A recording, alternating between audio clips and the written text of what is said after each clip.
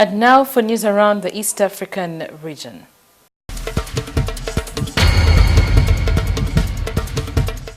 In Tanzania, the governor of Tanzania's largest city has announced a plan to create and publish a national database of married men to protect women from heartbreaks.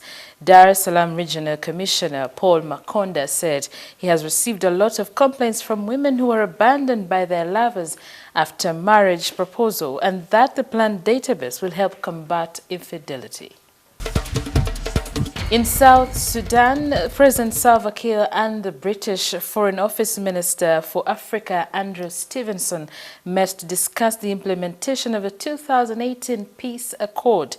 The two leaders also discussed how they can strengthen bilateral ties between the two nations. The meeting took place in South Sudan's capital, Juba. News from Kenya. Deputy President William Ruto's supporters have vowed to block and defeat a referendum being pushed by President Uhuru Kenyatta and opposition leaders Raila Odinga. The referendum is to cause a constitutional amendment to create the positions of Prime Minister and two Deputy Prime Ministers. According to The Star, a leading Kenyan newspaper, Ruto's allies have dared President Kenyatta and Odinga to a referendum duel. For news around the world, from Sudan, heavy rain has caused extensive flooding that killed at least 7 people in the country's south Tuesday, according to the state news agency. The downpours, which have battered parts of Sudan for days now, destroyed hundreds of homes in the capital, Khartoum. From Britain, a no-deal Brexit would betray Britain's decision to leave the European Union, according to former Finance Minister Philip Hammond, while slamming Prime Minister Boris Johnson's wrecking approach to negotiations. Hammond, who quit as Chancellor just hours before Johnson took over from Theresa May on July the 24th, said there was no popular or parliamentary mandate for a no-deal Brexit, saying most people wanted an orderly exit from the EU.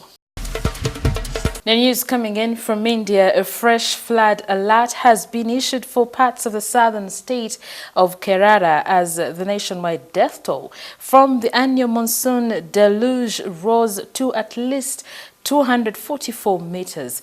Authorities warned Kerala locals of heavy rainfall over the next 24 to 48 hours in some of the worst affected regions of the state, popular with tourists.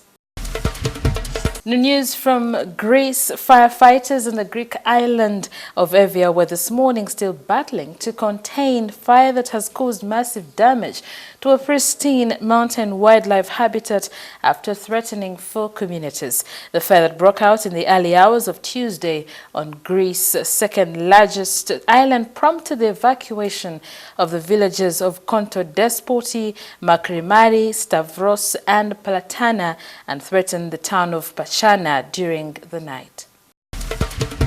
The news from China. Hong Kong Chief Executive Carrie Lam Cheng Yuagna has appealed to the public to calm down, set aside differences on political issues and oppose escalating violence that is pushing the city into the abyss of destruction. According to today's China Daily, the chief executive called on the public to take a second to reflect and look at the city, which has been torn apart since June 9th by a protest that turned residential and business areas into conflict zones. The protest was sparked off by a controversial proposal to deport wrongdoers to mainland China for trial. Let's take a break and return with news in business.